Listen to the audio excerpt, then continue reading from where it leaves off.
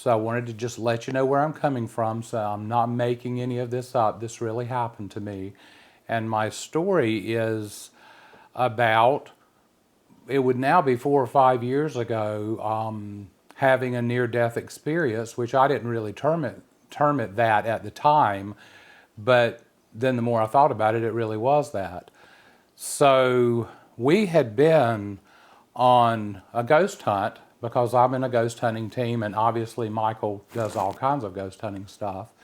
And we had been on a ghost hunt in Wilkesboro, North Carolina. Was it Wilkesboro? We were in Hickory, which is We were in Hickory, just exactly. near Okay. Wilkesboro. That's right. Yep. And had a great weekend, and we had come back, and I happened to have a history of heart problems in my family, and unfortunately I inherited the same thing. And we came back from the trip on Sunday, and Monday I was mowing a little bit of grass, and when I say that, I mean that sincerely. It was a little bit of grass. It wasn't like I was hot and sweaty. I wasn't mowing for hours. I literally mowed for 20 minutes. And after I was mowing for 20 minutes or so and I had stopped, all of a sudden I couldn't catch my breath. And so it got worse and worse, and I didn't really exactly know what was going on. And I had had a heart attack previous in 2013 where they had placed a stent in my heart, but the symptoms were mild. This time, which was October 5th of 2020, I couldn't breathe. I didn't know I was having a heart attack. I just couldn't breathe. I didn't know what was going on, maybe an allergic reaction or something. But it got worse and worse. And so a friend of mine called the EMS paramedics, and they came to the house. Well, by the time they got here, it was full-fledged. I was having a lot of problems, and I literally was lying on the floor. And they hooked me up to their machines and assessed me, and they said I was having a heart attack. And I was just like, okay, this doesn't make sense because that's not how it happened the last time. And this seemed to be a lot more worse.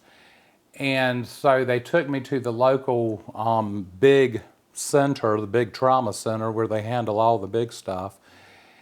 And I got there and they took me into the IR room, which is the interventional radiology, where they do procedures on you, put in stents and things like that. And I was not nervous at all in any way, shape, or form because as a profession, I have a degree in radiology, ultrasound, and MRI. So I had been involved in many of these type studies myself. It wasn't really unusual to me. So I'm lying there, they're working on me, they're doing everything to me. Yes, I had had extreme chest pain and very uncomfortable on the way to the hospital.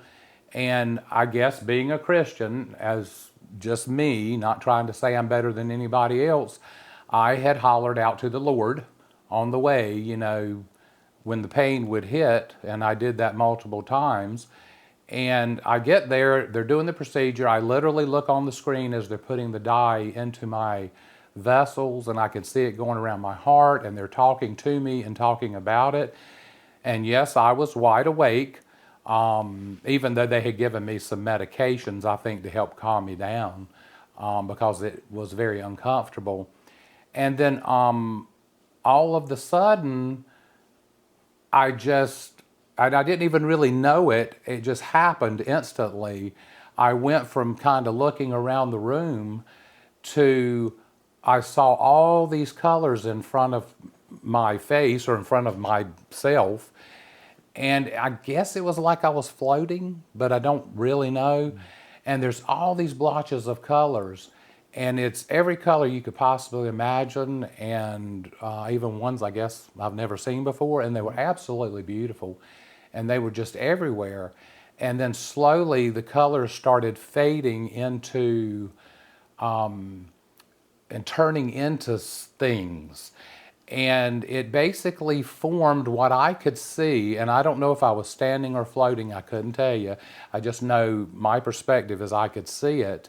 And I no longer like heard the interventional radiology room where people talk. I was completely in another place and crazy.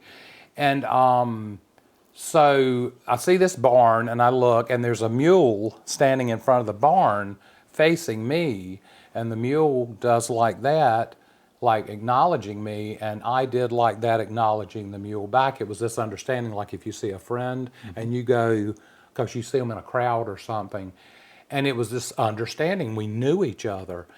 And then I kind of look, and there's this old beach ball, but it looked brand new, but it had old colors, like 1950s or 60s colors to it, but it looked completely brand new. And I look, and there's like a beach, and there's a umbrella with colors on it, and I could see the ocean, and it's all just extremely, it's so crazy how it looked, how beautiful it was, and the peaceful, serene feeling of the whole entire experience. And I'm just like, I don't say anything, I'm just like in awe of what's going on.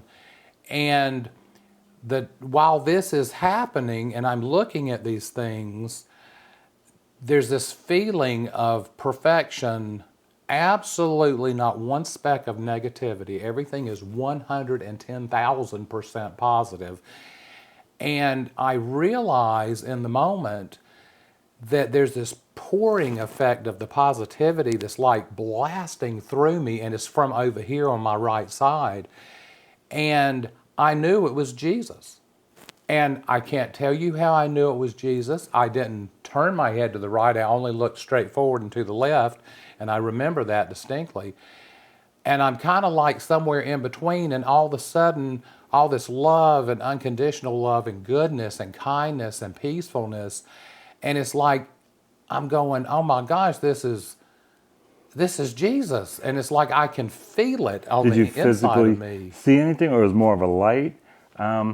It was this a feeling? pouring of, I guess it's like standing in front of a fan, and it's this powerful fan, and it's just permeating through your soul, like coming out the other side of all this beautiful goodness, positivity, wonderfulness, and absolutely not a speck of negativity. I was not scared in any way, shape, or form.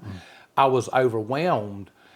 And then all of a sudden, as this is happening, and I realize in this small little moment, I'm like, I think this is a big thing. That's all I could get my thoughts together, is this is a really big thing. And then all of a sudden, I find myself laying on the table, and I'm still hooked up to everything, and they're working on me. And I hear somebody say at the foot of the bed, this is not the doctor, this is one of the nurses or the x-ray technologist or somebody like that. And they go, did you have to shock him back? And the other guy says, yeah, we had to shock him back. And I hear this, and I remember just lying there and going, and I'm wide awake at this point. I'm not in the other realm of whatever was going on. And I said, excuse me, to the person. I didn't like lift my head up or anything. I just said, excuse me, did you say you had to shock me back? And he goes, yes, sir, we had to shock you back. And I was so overwhelmed what I had been through, I didn't have time to process and have this long conversation. And I'm just like, okay. And there's this peacefulness, this wonderful peacefulness that's over me. So it's kind of like, I didn't care, but I don't mean that in a bad way. I mean that in a very sincere, like it doesn't matter anymore because I've just been in the presence of Jesus. And that's this permeating feeling that was in me. Did you think that you had passed, or you were just on a journey? It was too overwhelming to think that deep. Right. Other than I've just had this miraculous thing happen, but I couldn't analyze it because it was too deep. And how long do you think you had left your body? I mean, from the table. I don't know, and I still don't know. Yeah. But basically, what happened is they do everything to me, put in the stents, they send me to my room. One of my sisters comes in, spends hours and hours and hours with me.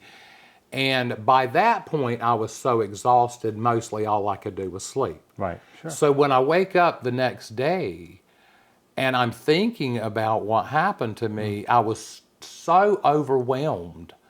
And trust me, I could sit up, I could eat, I could walk to the bathroom because, they basically fixed me. Right. And I couldn't say anything about it. Was like I was not supposed to say something or whatever, and I just couldn't. And so I come home like the next day, and for a couple of days, I literally was stunned. It was like a deer in the headlights. It was so overwhelming that I couldn't say anything. And then slowly I started telling the closest people. And I told some family members and, got a couple of different questions and answers. And I said, all I can tell you is what happened to me. And at that, I remember that first couple of days, it dawned on me because the pieces were coming together more at that point. And I was like, okay, I know I died. I know I did. And I know that happened to me. And I was like, oh my God, I know who the mule is. And that's when it really hit me, is that was my grandfather's mule that I had not seen since I was 5 or 6 years old. And so it was extremely emotional for me. And when I used to tell the story, I just boo-hooed. Now I can actually tell it. I'm emotional, but I can actually tell it.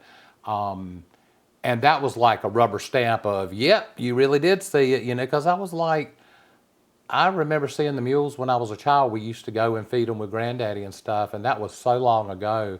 And so I told some people and told a few more people, and you were one of the people that I told. Right, I remember. Because people that were fairly close to me, I felt comfortable. And bear in mind, the people I was telling, everybody does not have the same religious persuasion or thought process or into ghost hunting or whatever. Some people believe, don't believe, whatever you want to put it. Right. And it was an overwhelming experience, made me feel much closer to God. And then I guess the icing on the cake is about 3 months later, I go to the doctor, who is a wonderful heart doctor, and I've been going to him for quite a few years. And he's doing a checkup on me, and he says, everything is fine, and we're so proud of you, and we're so happy. Everything went wonderful. You only lost 2 or 3% of your function, blah, blah. You can be wonderful and fine and all these things. That's great. And I said, well, I've got something to ask you. And he was like, what? And I asked him, did I die on the table? Did something happen? And I think the way I put it was, I said, did I have one toe in heaven? And he said, no, you had every toe in heaven. And I remember I looked at him and I went, what do you mean? He said, Eddie, you flatlined, you dropped dead right there on the table. He said, and we had to bring you back from the dead. He said, you were dead on that table, and we had to bring you back. So I told him my story, and he said, as long as he had been doing medicine, he said he had heard very similar stories, and he believed exactly what I was saying, and I thought it was wonderful. And then I looked at him and I said, but have you ever heard a story that from heaven that involves a mule? And he said, no, you got me on that one. So it was a wonderful experience. I believed anyway. It has made me stronger. I had quite a few people tell me, oh, you got to go to the churches. You've got to go here. You've got to go on a speaking tour. You have to tell it because it'll mean so much to people. And I haven't felt, I just was like, yeah, I don't know yet. So I would tell it to people that for some reason when I felt like somebody needed to hear it. And I have had some various people that have just thanked me and thanked me and thanked me because they did need to hear it. And I wasn't always truly aware that they needed to hear it. I guess it was kind of that little push from Jesus or something to, you need to tell this person your story. Okay. And now he's sharing it with everybody. And see, it took him a while. How many years? 4 years? Well, it was, it'll be 4 years and a few months because it was October 2020. 5th, 2020. Right, when we went And to now Henry it's River, 2025. Mill Village. Right. Yeah. Well, it just took you a while. It did. I guess the Lord or somebody wants the story to be out there. So, and I did want to say, I do realize some people that are watching this are going to go, yeah, I don't believe anything he said. That's all made up. That's fine.